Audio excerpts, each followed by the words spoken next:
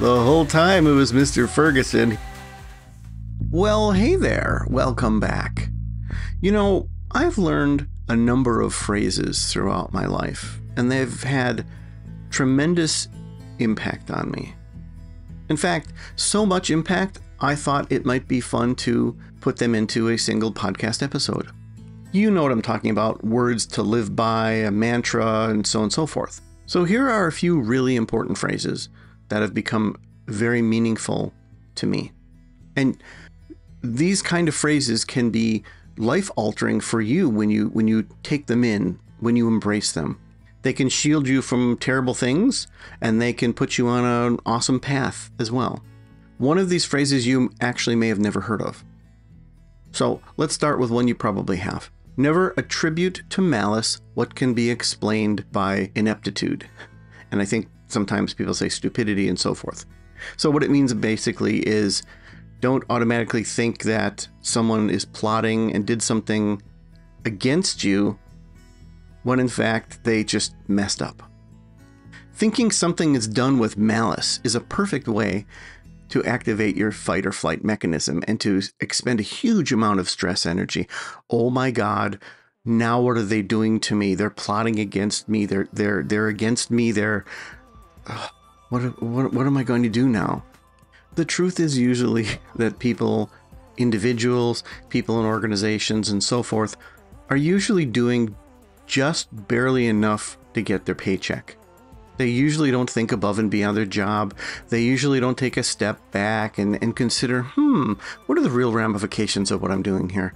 You know what? We should probably tweak this. This would be better for the customer. And when you take 5, 10, 100 people and put them together who all have that same attitude and MO, you're going to have a lot of ineptitude. You're going to have a lot of things that don't make sense. That's just really easy to explain by going, oh, they did this on purpose. They know what they're doing. And in fact, it's the opposite. They really don't know what they're doing, and they don't care. A shout out to authors and potential authors who are listening. And I know you're out there, so hello. When I consume media, whether it's movies and books and so forth, one of the things that really stands out for me, one of the things that pulls me out of the story, is that all the players in the story are at the top of their game. Nobody's making mistakes. They're all considering all options. And of course, that is occupational hazard when you, the author, are overseeing everything and doing the best that you can to do that. So you immediately transmute that into the players. Now, if you're writing a high energy, high stakes spy thriller in which everyone is just outsmarting everyone else with one clever thing after another and after another, and oh, the whole time it was Mr. Ferguson, he knew. I guess that makes sense. But it's nice once in a while when you realize something failed or a link in the chain or something happened because of just somebody wasn't paying attention, or oh, I don't know, I don't care about that. I don't know. I mean, it's much more realistic. The next one is something that, if I can remember correctly, I think I may have actually read it in a drawing in a Dungeons and Dragons. It was, I think it was the Player's Handbook or Dungeon Master's Guide. We're talking many years ago because I'm old. And it simply said, it was written over a doorway, and it simply said, deeds, not words.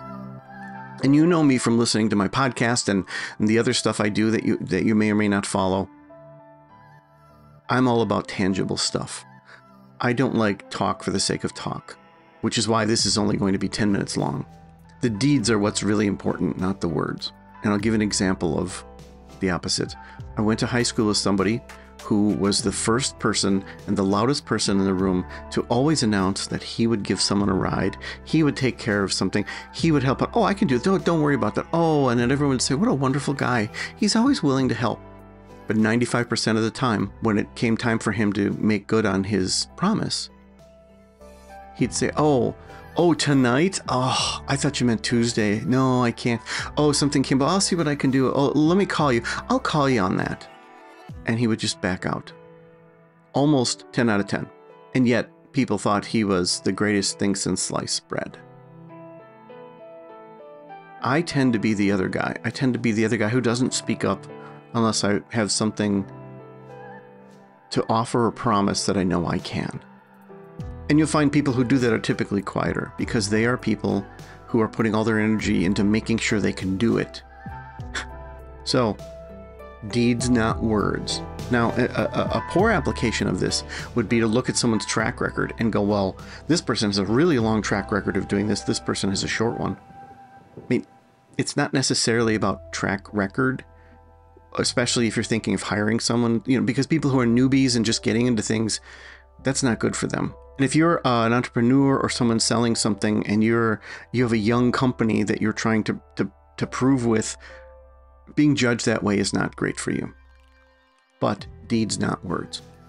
This last one may be one you've never heard of. It was told to me just as matter-of-factly from somebody that I was dating a while back. And the phrase, I've tried to look up that exact phrase. I have failed at trying to find its actual origin. I have heard other versions of it, but this version is my favorite, and it's very meaningful to me. And it is, a strength stretched too far becomes a weakness. We are striving to be best. We are striving to win. We are striving to enhance our skills and get better and better and better and better, right? Because everything we see tells us that that's how we win. That's how we get better. That's how we profit more. That's how we succeed and have pleasure and all that stuff. So it makes sense that we wouldn't have any safeties in place for that action. And yet, this is exactly what happens.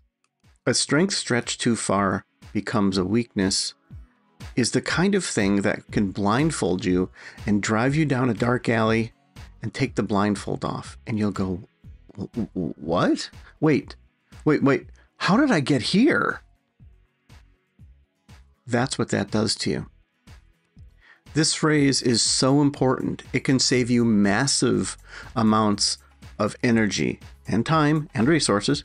It can save you from going over the cliff on something, metaphorically speaking. It can save you from feeling like you're about to go crazy because all you do is do that thing and you try harder and harder and harder, and now this is happening in your life. A quick example is that if you decide that you need to become more flexible for the people in your lives or the clients in your life, and you become more and more flexible with meetings and availability and so forth, wow, look at that. I'm getting appointments and things that other people don't. And then all of a sudden, one day you realize that you're the slave to your calendar, and your calendar is controlled by 20 separate people who don't have your best interests in mind. Now your strength has been stretched so far, it has become a weakness. You can name almost any positive thing, kindness, almost anything, and it can be stretched so far it can become a weakness. This phrase is so important that I mention this in a book I have up and coming, and it's confusing because I actually have 2 books that are ready to come out. So I can't say my next book is going to tell you this. I'm not sure it's going to be my next book chronologically, but it's a new book. It's separate from any of my other nonfiction series, and this is a small part of what I am describing. And the book really builds on Freud's work about the pain-pleasure principle and introduces a level between that and other things that we understand. And I talk about a strength being stretched so far it becomes a weakness. So these are just 3 phrases that are extremely meaningful to me and something that I really take to heart. And hopefully you will too. Hopefully, at least in this 10 minutes, it's made you think a little bit. And I think that's important for it to, if it makes you go, oh, wow, I can see that happening. I mean, then I think that the phrase can have meaning for you. I have a number of other ones. In fact, I have my main mantra that I didn't even mention in here. But we can leave that for another time. Perhaps I'll do a little bit more searching and I'll think, do I have 3 other phrases I could do? And we'll revisit this. And maybe we'll talk about mantras at some point. Do you have a phrase that is super meaningful to you? Let me know. Thanks. Living life every day, late at night, not okay. All I want, and I pray, all I need are some better days. Yeah. Thanks for listening. If you enjoyed the podcast, you might enjoy my books. Check them out on Amazon. Every day, late at night, not okay. All I want, and I pray, all I need are some better days.